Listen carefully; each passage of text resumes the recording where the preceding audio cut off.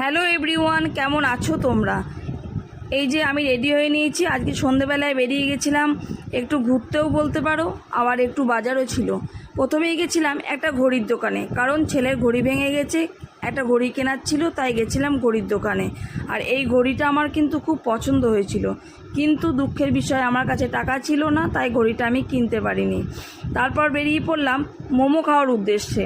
দেখো চারিদিকে শহরটা যেন আলোয় আলোকিত হয়ে গেছে। সামনে দুর্গাপুজো, এই সময় দেখবে বাজারে ঘুরতে কিন্তু খুব ভালো লাগে, কারণ দোকানগুলোতে বেশ আলোর সজ্জায় সেজে ওঠে, তার জন্য মনটাও বেশ ভালো লাগে।